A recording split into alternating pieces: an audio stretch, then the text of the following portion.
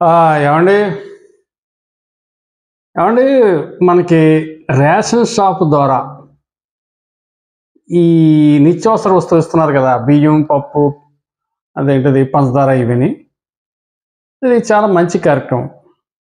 ఎందుకంటున్నానంటే, దాదాపుగా కొన్ని వేల కోట్ల రూపాయలు ప్రజాధనాన్ని వెచ్చించి, ఏదో ఇంటింటికి పంపించేస్తామని జెప్పేసి, ఏదో వీధి చివరలోనో, వీధి సందులోనో వెహికల్ పెట్టి, మరి అతనొస్తే ఇవ్వటం, అతను రాకపోతే మరుసటి రోజు లేదంటం. దీనికి కొన్ని వేల కోట్ల రూపాయలు ఖర్చు పెట్టటం. ఇదంతా భారం ప్రజల మీదే కదా పడింది. సో, చంద్రబాబు నాయుడు గారు కావచ్చు, నాదెండ్ల మనోహర్ గారు కావచ్చు, మరి వీళ్ళు తీసుకున్న నిర్ణయం ప్రజల కోసమే తీసుకున్నారు. కాబట్టి మనకి బాధ్యత. మన కోసమే వాళ్ళు ఆ నిర్ణయం తీసుకున్నారు. మన డబ్బు వేస్ట్ కాకూడదు అని చెప్పేసి ప్రభుత్వం నిర్ణయం తీసుకుంది కాబట్టి, మనం ఆ రేషన్ షాప్‌కి వెళ్ళి ఆ సరుకులు తెచ్చుకునే బాధ్యత మనకెంతైనా ఉంది. అట్ ది సేమ్ టైం అక్కడ తంబు పడకపోతే ఫోటో తీసినా సరే రేషన్ ఇమ్మని చెప్పేసి ప్రభుత్వం ఆదేశించడం జరిగింది డీలర్లకి. అదేవిధంగా 1వ తారీఖు నుంచి 15వ తారీఖు దాకా రేషన్ ఇచ్చి తీరాలి. ఉదయం 8 గంటల నుంచి 11, 12 మధ్య దాకా, అలాగే సాయంకాలం 6 గంటల నుంచి 4 గంటల నుంచి 6:30 దాకా ఖచ్చితంగా రేషన్ ఇవ్వాల్సిందే.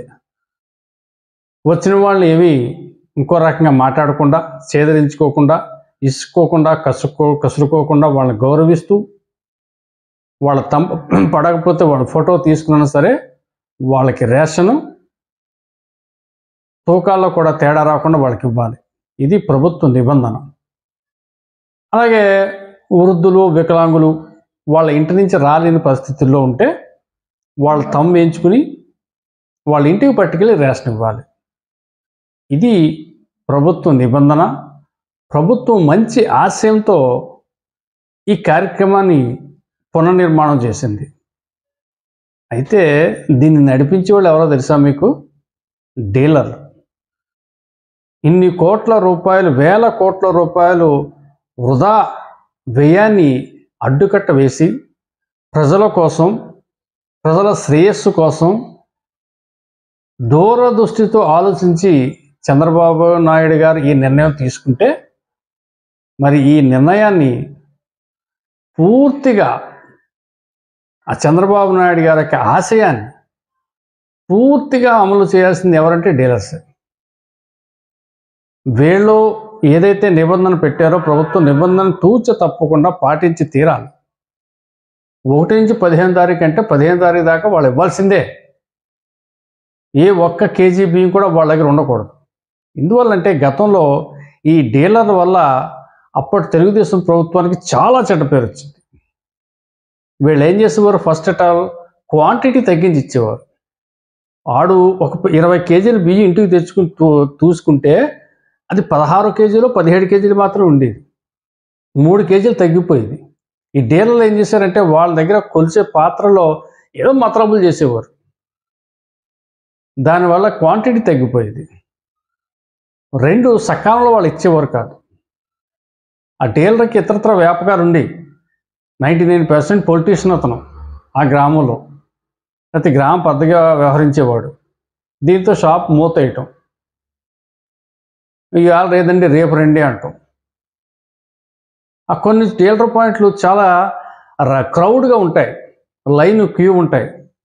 అటువంటి సమయంలో వాళ్ళ మీద ఇసుక్కోవటం, కసురుకోవటం. ఇంకోటి కూడా జరిగేది గతంలో, మరి ఇప్పుడు జరుగుతుందని నేను అన్న, కానీ లబ్ధిదారుడి యొక్క కార్డుని డీలర్ దగ్గర పెట్టేసుకోవటం, తాకట్లో పెట్టుకోవటం. సో ఆ కార్డు మీద వచ్చే బియ్యాన్ని ఇతను బ్లాక్ మార్కెట్లో అమ్ముకోవటం. అలాగే తన దగ్గర తూకంలో మరి అక్రమ తూకంలో మిగిలిపోయిన బియ్యాన్ని కూడా బ్లాక్ మార్కెట్ తరలించడం.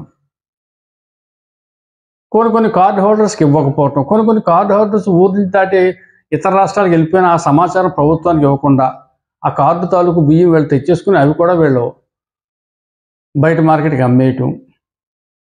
ఇలా రకరకాల అక్రమాలు అప్పట్లో పాల్పడ్డారు వీళ్ళు. ఒక ముక్కలో చెప్పాలంటే రుచి మరిగారు వీళ్ళు.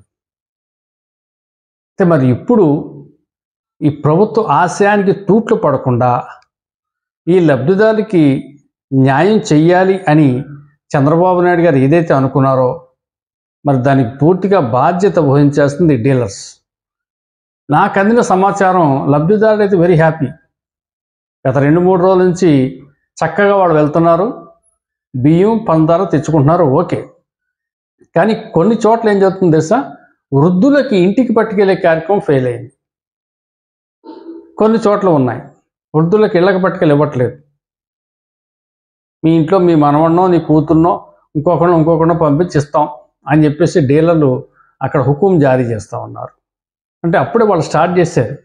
అంటే నేనేం చెప్తున్నానంటే, ఏదైతే ఈ ప్రభుత్వ ఆశ ఉందో ఈ ఆశయానికి మరి వాళ్ళ నిబంధనలు కూడా జారీ చేశారు. ఆ నిబంధనలు ఖచ్చితంగా పాటించి తీరాలి. పాటించిన వాళ్ళ మీద వెంటనే ప్రభుత్వం యాక్షన్ తీసుకోవాలి.